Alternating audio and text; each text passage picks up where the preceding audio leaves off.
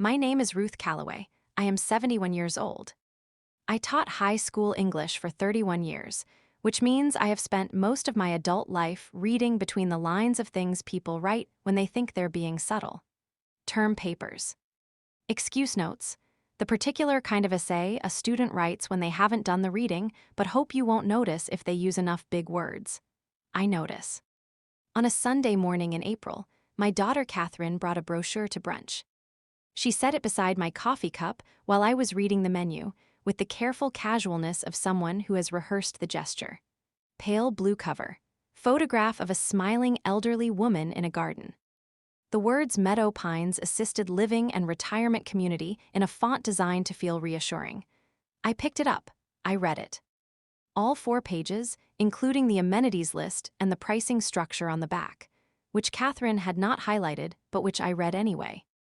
Because 31 years of reading things carefully doesn't turn off at 71. I set it back down next to my coffee. I looked at Catherine. I said, "That's interesting timing." She said, "Mom, I just thought it might be worth," I said, "because I have something for you too." I reached into my bag. I set a photograph on the table between us. A house, a front yard, a real estate sign in the lawn, the kind with the bright red sold sticker across the front, her house. The one I bought her 7 years ago when her marriage ended, and she had nowhere to go, and I had a retirement account I hadn't touched, and a mother's certainty that my daughter needed a foundation. More than I needed a safety net. Catherine looked at the photograph, then she looked at me. I said, "I listed it 3 weeks ago. It sold in 4 days. Closing is next month." The brunch table went very quiet. Stay with me. Because the story of that house is the story of everything that came before that Sunday morning. And understanding it is the only way to understand why I did what I did, and why.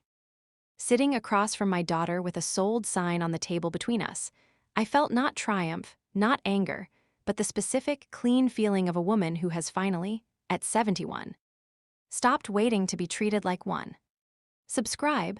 The beginning of this story starts 31 years before that brunch. I want to tell you about Catherine first. The real Catherine, not the version of herself she presented that Sunday morning with her pale blue brochure and her rehearsed casualness. Catherine is 43 years old. She is my only child. Her father, my husband Thomas, died when she was 27, a heart attack fast, the kind that doesn't give anyone time to prepare. Thomas and I had been married for 26 years at that point, and his death left me with a paid-off house, a modest life insurance policy, and the specific, disorienting quiet of a home that had been built for 3 and was now occupied by 1. Catherine was already living independently by then, already several years into a marriage with a man named Gregory, who I had always been polite about and never entirely trusted. For reasons I couldn't have articulated precisely at the time, and which turned out, 7 years later, to be entirely accurate. I want to be honest about who Catherine was in the years after Thomas died, because it matters for understanding what happened later. She was not unkind to me.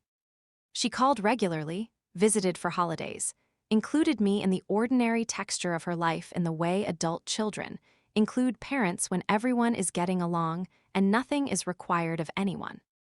What she was not in those years was present in the specific way I sometimes needed her to be. Not in the way of obligations she'd committed to and failed. More in the way of, and I'm trying to find the honest word for this, she was available for the version of me that was fine. She was less available for the version of me that wasn't. I had learned, over 26 years of a good marriage, how to be the person who handled things. Thomas and I had divided the world cleanly. He handled the physical things, I handled the organizational ones. And we were each so good at our half that neither of us ever had to be bad at the others. When he died, I had to become both halves, and I did, because I'm the kind of person who does what needs doing, and because the alternative was asking for help, which I have never been naturally good at. So I handled it. I learned to do the things Thomas had done. I figured out the furnace and the gutters and the car maintenance. I reorganized my finances, which had been joint for 26 years, into something that was entirely mine. I discovered in this process that Thomas and I had been more comfortable than I'd fully realized, Not wealthy, not by any measure, but careful. And the carefulness had accumulated over 26 years into something solid. I had a pension from 31 years of teaching. I had the house. I had the life insurance. I had a retirement account that I'd been contributing to since I was 28, and that had grown, quietly and without much fanfare, into something I'd never entirely had to think about because it had always been for later. I was 61 when Thomas died. Later, it turned out, was not as far away as it used to be. Catherine's marriage ended when I was 64. Gregory had been having an affair. This was not a surprise to me, and I will not elaborate on that, except to say that sometimes you know things without being able to say them, and you wait. Not because you're weak, but because the timing is not yours to set. The marriage ended, as these things eventually do when the truth becomes more inconvenient to maintain than to release. And Catherine was left at 36 with an apartment lease she couldn't afford on her own, savings that had been partly Gregory's and were now partly contested, and the particular devastation of a person who thought they understood the architecture of their life and has just found out the foundation was wrong. I drove to her apartment the night she called me. I sat with her until 2 in the morning. I drove home. And then I made a decision that I want to explain carefully because it was a large decision, and because I made it with full knowledge of what it cost, and because I don't regret it, even now. Even after the brunch, even after the brochure. I don't regret it. I used a significant portion of my retirement account to buy Catherine a house. Not give, buy. I want to be precise about this because it matters. The house was legally mine.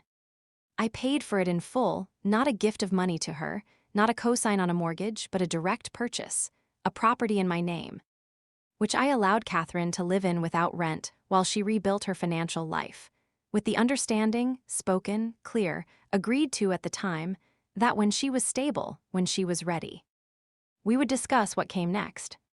The house cost $210,000. It was modest, 2 bedrooms, a small yard, a neighborhood that was safe and getting better. It was exactly what a person needs when everything else has fallen apart. I want to be honest about what I felt making that decision. I felt clear. I felt the way I feel when I've read something carefully and understood it. I had money I hadn't needed to spend. My daughter needed a foundation. The choice felt, to me, exactly as simple as it was. What I didn't fully account for was how the simplicity of the gift would, over 7 years, become invisible to the person receiving it. Comment the word clear if you've ever made a decision that cost you something significant and felt, in the making of it, completely right, even if what came after was more complicated than you expected. Subscribe. The 7 years between that decision and the brunch table are next. Here is what the 7 years looked like. Catherine stabilized. I had known she would. She is capable, fundamentally, even when she doesn't know it about herself, and having a stable place to live gave her the room she needed to find out. She got a better job. She rebuilt her savings. She started dating again, cautiously, the way people date after a marriage that ended in a specific kind of betrayal. She made friends, the kind you make in your mid-30s when you've survived something, and the surviving has made you more selective about who you spend time on. She was, genuinely, doing well. I was glad for this. I want to be absolutely clear about that. My daughter's recovery from a painful marriage was not something I resented or kept score about.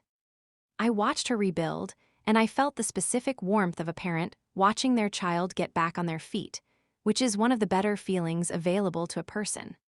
What I did not feel over those 7 years was seen. I want to explain what I mean, because I'm not interested in being unfair to Catherine in the telling of this. She wasn't cruel to me. She wasn't intentionally dismissive. She was, I think, doing exactly what people do when they've received something enormous and have lived with it long enough that it no longer feels enormous. It just feels like the way things are. She stopped asking about the house arrangement. Not because she meant to. I think she genuinely stopped thinking about it as an arrangement. The way you stop thinking about the terms of something that has been in place for years without requiring renegotiation. She stopped asking in any direct way how I was managing. Not "how are you?" She asked that every call. But the other question, the one underneath. How is the money, the pension, the account, the house you bought for me? Are you okay? Are you going to be okay? That question she stopped asking somewhere around year 4. I had a health scare in year 5. A cardiac arrhythmia, not serious in the way Thomas's heart condition had been serious, but requiring monitoring, medication, and the specific kind of recalibration that happens when your body reminds you that it has a timeline. I told Catherine. She was appropriately concerned. She came to 2 appointments. By month 3, the conversations about it had shortened to, "How are you feeling?" with the implicit expectation that I would say, "Fine." Because that was the easier answer, and because Catherine, I had come to understand, preferred the easier answers. In year 6, a woman I had taught with for 20 years, a woman named Vera, one of my closest friends, broke her hip and spent 3 months in a rehabilitation facility before moving to an assisted living community. I visited Vera regularly that year. I saw what those facilities looked like from the inside. I came away from those visits with a quiet, private resolution that I would not be the person who ended up there while any other option was available. Not because such facilities are always bad. They aren't, but because I am a woman who taught herself to fix a furnace at 61, and I am not interested in surrendering my autonomy one amenity package at a time. Year 7, Catherine got a promotion. A significant one, real money, the kind that changed her options. She bought a car. She took a vacation, a real one, the first in years. She started talking about updating the house. The kitchen, she said, needed work, and she'd been thinking about the backyard. The house, my house, which she had been living in for 7 years without rent. I said neutrally, "We should talk about the arrangement at some point." She said, "Absolutely. Let's find a time." We did not find a time. I said it again 3 months later, after she mentioned that she'd gotten quotes for the kitchen renovation. She said, "I know, we keep meaning to, let me look at my calendar." Her calendar, apparently, did not have a time. I said it a 3rd time in December at Christmas dinner, and Catherine said she understood, and things had been busy, and she would call me in January to set something up. January came. No call. In February, I received a piece of mail at my house. A card, nice paper, the kind of stationery that costs a little more than average. Inside was a handwritten note from Catherine, telling me how much she loved me, how grateful she was for everything I'd done for her over the years, how she couldn't imagine how she would have gotten through everything without me. It was a beautiful note. I read it twice. There was no mention of the house, no mention of our ongoing arrangement, no mention of any intention to move toward whatever next looked like. I put the note in a drawer, and the following week, I called a real estate agent. Comment the word January if you've ever waited for a call that didn't come and understood, in its absence, something you'd been choosing not to understand for longer than you should have. Stay with me. What I did next and why is the part of this story that I want you to understand completely. I listed the house in March, a Tuesday. I want to tell you how I made that decision because I think the how matters as much as the what. I did not make it in anger. I want to be very clear about that because the version of this story that's easiest to tell, the righteous version, the version where a wronged woman finally takes back what's hers, is not the completely accurate one. I was not primarily angry. I was something more precise than angry. I was done waiting. There is a difference between anger and the quiet decision to stop extending a grace that isn't being honored. Anger is reactive. What I felt was settled. The feeling of a woman who has taught herself to read between the lines of things, who had spent 7 years reading between the lines of her own daughter's behavior, and who had finally finished the essay and written down her conclusion. The conclusion was this: Catherine was not going to have the conversation. Not because she was evil, not because she didn't love me, she does, I believe that, but because the conversation was uncomfortable. And Catherine had a well-developed ability to keep uncomfortable conversations just far enough ahead of her that she never quite had to have them. I had watched this ability serve her in her marriage, I had watched it cost her in her marriage, and I was watching it cost her now in this. She was not going to start the conversation, which meant I was going to have to do it myself. But here is what I understood. having taught 31 years of students who only started paying attention when the stakes became real. Telling Catherine that we needed to talk about the house was not going to produce the conversation. We had established over 7 years that telling Catherine we needed to talk produced agreement, calendars, and then the smooth, practiced disappearance of the subject. What would produce the conversation was a sold sign. I called a real estate agent named Mark, who had sold a property for my neighbor 2 years earlier and who had been, by my neighbor's account, efficient and direct and good at his job.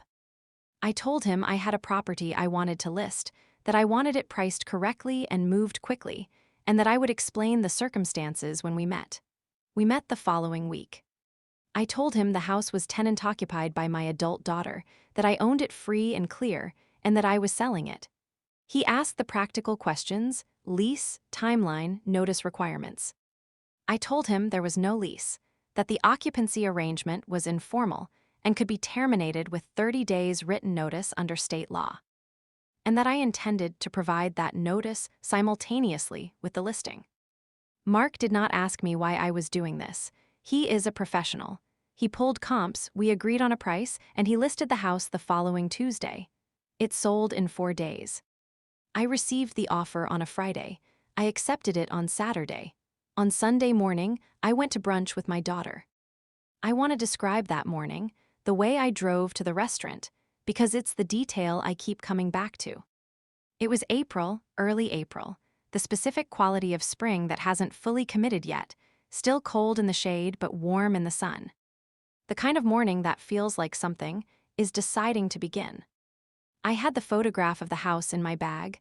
I had printed it from the real estate listing, the one with the sold sticker, the one that made everything official. I had been carrying it for a week without telling anyone. I parked. I walked into the restaurant. Catherine was already there, which she always is. She is, whatever else is true, punctual. She stood up and hugged me the way she always does, warmly, with genuine affection. And I hugged her back, and we sat down, and she handed me a menu. I was reading the menu when I saw her hand move to her bag, the brochure. She set it beside my coffee cup with the careful casualness of someone who has rehearsed the gesture.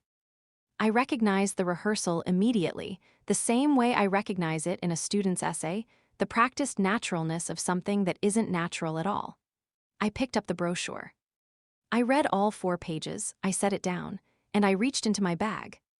Comment the word spring if you've ever waited for exactly the right moment to say a thing that needed saying, and recognize the moment the second it arrived. Stay with me. The conversation at that table is the part of this story I want to tell you most carefully, because it wasn't what Catherine expected, and because it wasn't what I'd expected either. The photograph sat between us on the table. Catherine looked at it for a long time without saying anything, longer than I'd expected. I had prepared, on the drive over, for several versions of this conversation. The defensive version, the tearful version, the version where she accused me of being unfair. I had not fully prepared for the version where she went quiet. She said, finally, when? I said, I listed it 3 weeks ago. It sold in 4 days. Closing is next month. She said, you didn't tell me. I said, no. Mom, Catherine, I asked you 3 times last year to have a conversation about the house. You agreed each time, and the conversation never happened. In January, I waited for a call that didn't come. I've waited 7 years for you to remember that the arrangement we made was an arrangement, not a permanent situation. I stopped waiting. She said, I was going to. I said, I know. You were going to find a time. The table was quiet. Catherine looked at the photograph again. I watched something move across her face, not one emotion but several, in sequence, the way a person works through something that's arrived faster than they were ready for. Surprise first. Then something harder to name, recognition, maybe, the feeling of understanding a thing you'd been not understanding on purpose. She said, is this because of the brochure? I said, the brochure is why we're having this conversation today. The sold sign is something I did 3 weeks ago. She said, you've been planning this. I said, I've been waiting for you to stop planning to have a conversation and actually have it. When January passed, I made a different plan. She said, where am I supposed to go? I said. You have a good job, Catherine. You have savings. You have 30 days' notice, and the rental market in this area, while not cheap, is manageable on your income. You are 43 years old and entirely capable of finding an apartment. She said. That's not, I know I'm capable, I said. Then, why did you bring a brochure for a nursing home to brunch instead of calling me to talk about the house? Silence. Long silence. I want to tell you what that silence felt like from my side of the table because I think it's important. It did not feel like victory.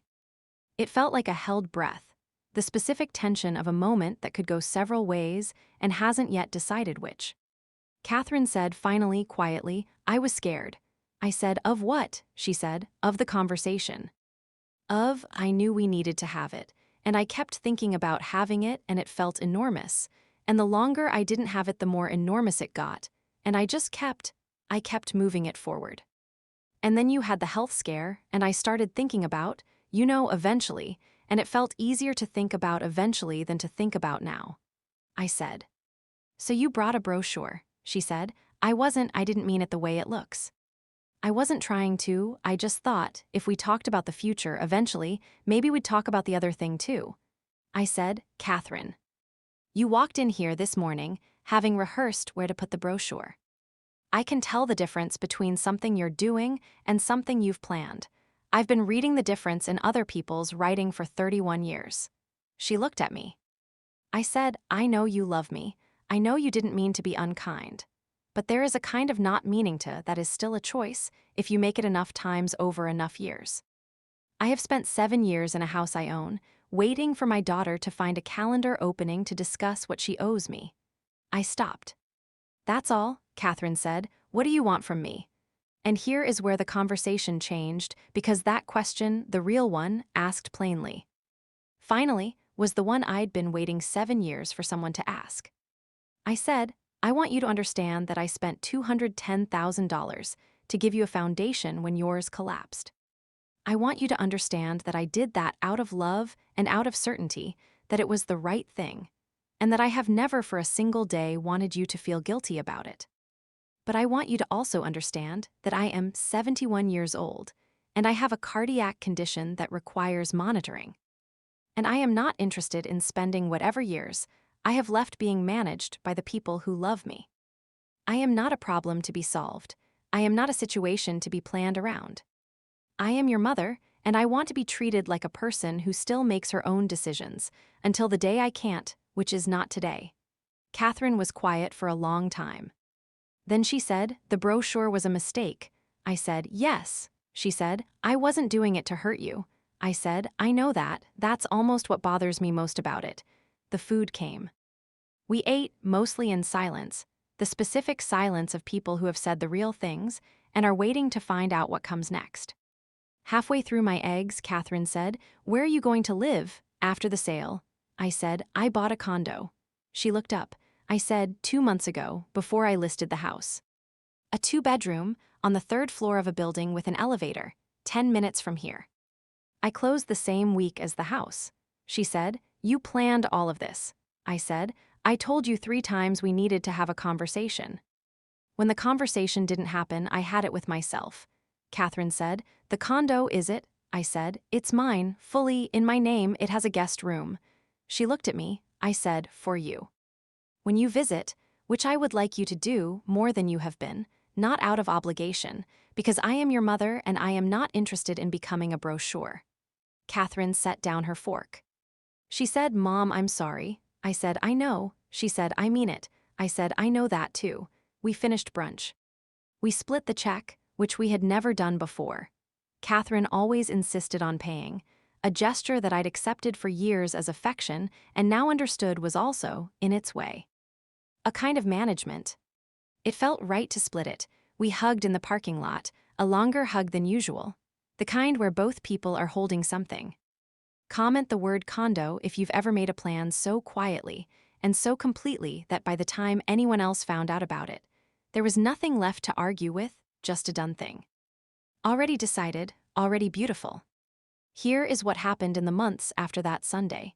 Catherine found an apartment within 3 weeks. A good one, genuinely. She sent me photos, and I could tell from the photos that she'd chosen it with real attention, the way you choose a place when you understand, finally, that you're choosing it for yourself and not as a temporary arrangement. She moved out of the house on a Saturday in May. I offered to help.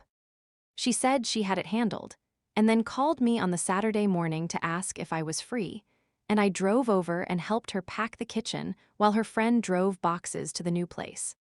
We worked for 4 hours and talked almost the whole time, in the specific way you talk when you're doing something with your hands, without the weight of eye contact. Without the formality of a set conversation, just talking, the way mothers and daughters are supposed to talk and sometimes don't for years at a time. She asked me about the condo. I told her about it, the layout, the building, the fact that the third-floor windows had a view of a small park that I found, every morning, exactly as pleasant as I'd hoped when I signed the papers. She asked about the cardiac monitoring, directly, for the first time since the health scare 2 years earlier. I told her the truth, that it was manageable, that I had a good doctor, that I took my medication and went to my appointments and did not intend to let it define me. She said, "Can I come to the next appointment?" I said yes. She came. She has come to every appointment since. Not because I asked, not because I made it a condition of anything, just because she came to one and then came to the next, and it became, quietly, a thing she does. She sits in the waiting room and reads. She asks the right questions when the doctor is in. She drives me home and we stop for coffee on the way. It is a small thing. It is also, in the way that small things become the measure of large ones, everything. The house closed on schedule.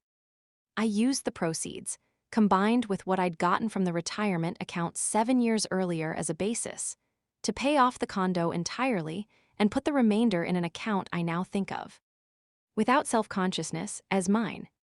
Not a safety net for someone else. Mine. I moved into the condo on a Thursday afternoon in June. I unpacked everything myself, which took 2 days, which I found satisfying in a way I hadn't expected. The particular satisfaction of putting your own things in your own rooms that belong entirely to you, arranged the way you want them, with no one else's timeline attached. Catherine came for dinner the first Friday. She brought wine, a good bottle, the kind she'd never have spent money on before the promotion, and she brought it without occasion, just to have something to bring. We ate at my new table. The windows were open. The park was there, exactly as I'd expected, doing exactly what parks do on a Friday evening in June. Catherine looked around the condo and said, "Mom, this is really nice." I said, "I know." She said, "You did all of this yourself." I said, "I've been doing things myself for 10 years. I just stopped letting other people decide which things those were." She was quiet for a moment. Then she said, "I'm sorry it took a sold sign." I said, "I'm sorry it took a brochure." We looked at each other across my new table, in my new condo, with the park outside the window. And something settled between us that I don't have a precise word for, not forgiveness, exactly, because I'm not sure there was anything to forgive, not entirely. More like an adjustment, a recalibration. The specific kind of peace that comes not from everything being repaired, but from everyone finally understanding what broke and why, and deciding, together, to build the next thing better. Comment the word Friday if you believe that the best endings aren't dramatic resolutions. They're ordinary evenings, wine on a new table, a park outside a window, and a daughter who finally asks the right questions. Welcome back to Lily Drama Stories, where the quietest woman in the room is usually the one who already bought the condo. Here is what Ruth Calloway's story taught me. There is a kind of love that looks like waiting. That absorbs and adjusts and gives and waits and absorbs some more.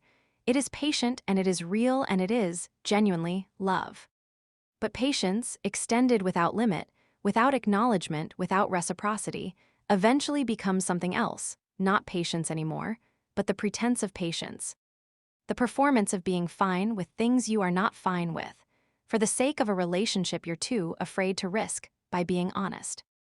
Ruth waited 7 years, not because she was weak, not because she didn't know what was happening. She waited because she loved her daughter, and because she hoped, the way parents always hope, that the right moment would come without her having to force it. The right moment didn't come. So she created it, not cruelly, not vindictively, precisely. The way a woman who has spent 31 years reading between the lines of things creates a moment. By writing something so clear, so undeniable, so impossible to move forward on the calendar, that the conversation finally has nowhere left to hide. A sold sign is not a punishment. It is a sentence that ends with a period instead of a comma. If you have been living in the comma, waiting for the conversation, waiting for the acknowledgement, waiting for the person you love to finally show up the way you showed up for them, this story is for you. You are allowed to use a period. Drop a comment below. Tell me your word, clear, deed, January, spring, condo, or Friday, whichever one hit you hardest. I read every single one. If this story found you today, share it with someone who has been waiting too long for a conversation that keeps getting moved to next month. Tell them Ruth says, list the house. Subscribe. There are more stories. The women in them, and the daughters and the mothers, and the people who loved each other imperfectly and kept trying deserve to be heard. I'll see you in the next one.